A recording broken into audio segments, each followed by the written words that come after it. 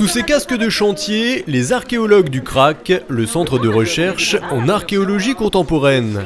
Présents ce soir-là à Parthenay avec leur musée éphémère, les deux complices ont revisité l'histoire de la ville à leur manière. Anecdotes décalées, sources douteuses et histoires vraies, suivez les guides. Vous reconnaissez facilement le film ici. La vache et le prisonnier. La vache et le prisonnier, donc le prisonnier est ici et la vache se trouve ici. Alors le prisonnier était joué par Fernandel, voilà, ça commence à répondre. Fernandel, qu'on reconnaît facilement parce que il ressemble à Fernandel. Et là, par contre, effectivement, on a la vache, c'était une vache de race. Non, changer de lunettes quand même si en noir et blanc. Qui s'appelait. Faites donc Marguerite, voir comme vous avez yodelé, peut-être voir ce que ça donne. C'est moins facile. On le fera, oui, tout à l'heure. Oui, c'est pas mal. Voilà, je pense que vous pourriez être pris au casting. La vache est devenue à la faune. Heureusement, effectivement, que Vitulus est en vacances pas loin dans le Tyrol, a pu venir sur le tournage d'un extrémiste pour sauver le film et que ce film a pu être tourné. Mais quand vous écouterez à 6030 avant la fin, écoutez bien, c'est une vache partenaise, vous avez raison madame, c'est une vache partenaise qui meugle avec beaucoup d'émotion la séparation entre le personnage joué par Fernandel et Marguerite. Au programme de la visite, l'ancêtre des Playmobil, le tout premier confetti ou encore les premières paires de chaussures pour pèlerins. C'est là, effectivement, qu'on s'est rendu compte qu'il existait une chaussure extrêmement spécifique, qu'on appelle la CPTT. Je vous en prie, jeune fille. La CPTT, donc, c'est la chaussure de pèlerin tout-terrain. La chaussure de pèlerin tout-terrain, effectivement, permet de continuer son chemin en toute quiétude sans qu'on ait des ampoules et des entorses, notamment sur les pieds ou des entorses de la cheville. Alors, nous arrivons sur le gond jouet sport et loisirs que nous avons divisé en trois. Nous commençons par le second jouet. Alors voici les objets que nous avons trouvés. Belle histoire qui est là. J'étais émue lorsque j'ai découvert, on va dire, ces petits bonhommes Van Woonwat. Merci madame. J'arrive jamais à dire. Hans Beck joue avec Yvette, avec ses petits personnages. Il joue. Il repart en Allemagne et il a tellement aimé jouer qu'il réécrit à Yvette en disant « Yvette, donne-les-moi ». Alors Yvette répond en disant « Non, je ne te les donne pas ». Lui il dit « Si, tu me les donnes », elle non. Bref, il est tombé amoureux des bonhommes. Il se dit « Eh bien, soit, j'en fabrique aussi chez moi ». Il va voir dans son garage, bon, il n'avait pas de morceau de bois et puis il s'est dit « De toute façon, c'est trop poussiéreux le bois ». Allez hop, et il regarde un morceau de plastique, machin, hop, il se fait des petits bonhommes.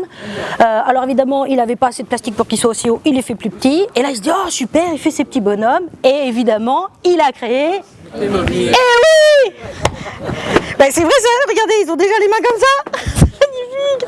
Vous allez me poser la question, si vous ne la posez pas, je vais vous répondre quand même. C'est qu'ici, vous avez effectivement un landau. On sait que c'est un landau parce que ça ressemble essentiellement à un landau. Alors, ce landau est daté de 1930, et pourquoi la présence de ce landau-là, notamment dans ce gond de Saint-Jacques en lien avec les chaussures. Voilà, et bien voilà, c'est pour ça. Alors, profitez-en, c'est la seule question que je pose. Une visite du CRAC Museum, un peu décalée bien sûr, mais pas seulement. De vraies sources servent de colonne vertébrale au projet. Le public apprend de véritables anecdotes sur sa ville. Oui, la meilleure évaluation qu'on peut avoir de ce type de démarche, c'est qu'on a du public qui nous dit « On a passé un très bon moment ». Parce qu'on a inventé une compagnie de théâtre et en plus on a appris quelque chose. Voilà, donc on est quand même dans une démarche culturelle qui appartient au CRAC, mais on est quand même une démarche culturelle dans l'idée d'échange d'informations sur la culture pour que ce soit culturel. Et j'attends un bout de peinture écaillée. Alors pas du tout non plus. Oui. À confetti. Alors je peux vous dire, vous avez de l'imagination quand même. Hein. Confetti blanc, exactement. Nous avons retrouvé ici, dans la réserve du musée, le confetti. Le premier confetti. Celui qui a servi à créer tous les autres confettis. Alors il essaie, des grands, des petits. Alors évidemment les grands ça vole pas bien, ça c'est pas facile à ranger. Ils essaient avec du papier rigide, ça tombe. Ils essaient des formes différentes. Ils essaient des batailles, des crash tests, de tout. Ça ne marche pas jusqu'au jour où ils décident de refaire avec ce petit bout de papier qu'a volé un petit peu plus petit, plus circulaire. Et là ils trouvent ce confetti blanc. Au fil de la visite, le public est perdu et ne sait plus démêler le vrai du faux. Mission accomplie pour le crack.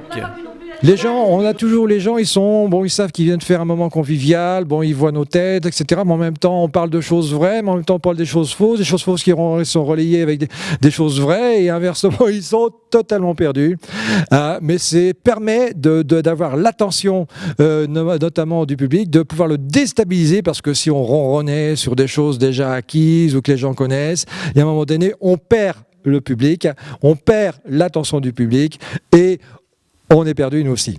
On a effectivement ici les dents, notamment les premières dents qu'on appelle, les dents de devant, on les appelle aïe, oui, les sensitifs. Voilà. Il a qui ce jeune là? Il est à... Ah oui. Voilà, il faudra retrouver la base, voir avec votre dentiste peut-être les premières notions. Mais si il y a des imitations et des contrefaçons. Par exemple, celle-ci. C'est plutôt un poussin, alors qu'il y a des vaches dessus, et là, c'est encore... Voilà, est-ce que c'est une vache, ça? Non. Alors, qu'est-ce que c'est? C'est un mouton, et qu'est-ce qu'il y a dessus? Voilà, c'est ça une contrefaçon. Nous partons toujours de quelque chose de vrai pour en faire une vérité, la nôtre. On a retrouvé ce rail que vous voyez ici, qui est un rail en fait à spaghetti. Alors Panzani, oui. Si vous, donc je vois qu'il y a des gens qui connaissent. Non, alors non. Je voulais dire, vous connaissez et vous savez que Panzani a justement déménagé à un moment donné parce que les locaux étaient trop petits. Eh bien, c'est au moment. Si monsieur, ils ont déménagé parce que c'était trop petit. Au moment où ils ont voulu inventer les spaghettis. Si monsieur, je vous le jure, on a la preuve, puisque les spaghettis étaient... Alors, évidemment, vous voyez un morceau de rail. Vous vous dites, ils n'ont pas déménagé à cause de ce morceau de rail qui fait 25 cm. Mais bien sûr que non, monsieur. Parce qu'un spaghetti ne fait pas 25 cm. Alors oui, dans votre assiette. Mais à la base, le spaghetti fait 15 mètres de long, monsieur. Alors, comment vous voulez... Mais non, mais... Vous ne me croyez pas? Alors, tenez, monsieur, venez là. Non, parce que je vois, vous rigolez. Voilà, alors j'ai mon... Hop. Non, mais attendez, regardez, mettez-vous ici. Voilà. J'ai mon mètre étalon, enfin mon spaghetti étalon, pour vous faire voir combien ça fait 15 mètres. Alors, vous allez comprendre pourquoi il déménage. Alors, vous restez ici, vous allez voir. Voilà. Parce qu'au départ, on se dit, là, il y a combien? Il y a 1 mètre de spaghetti. Très bien, 1 mètre de spaghetti. Et les visiteurs du musée dans tout ça, qu'en ont-ils pensé? Il y a un côté complètement décalé, déjanté. Je trouve ça excellent. C'est très marrant. J'ai passé un bon moment. De pouvoir partir dans des délires comme ça, avec toute cette série d'objets hétéroclites, c'est vraiment très sympa. On a trouvé une photo extrêmement originale où on se retrouve au début du siècle, 1908. Hein, et là, attendez, juste montrer il faut montrer la personne dont on parle, en tout cas l'aïeux de la personne dont on parle est juste là. Voilà. Attendez, peut-être là, tout le monde l'a pas vu, juste pour vous montrer. Voilà, il l'a. Voilà, attendez, parce que voilà, c'est important maintenant, mais il faut savoir de qui on parle, parce qu'après, s'il y a des gens, oui, on ne sait pas de qui on parle, c'est peut-être quelqu'un de ma famille, ils vont dire n'importe quoi sur moi, enfin sur ma famille, donc c'est important de le montrer.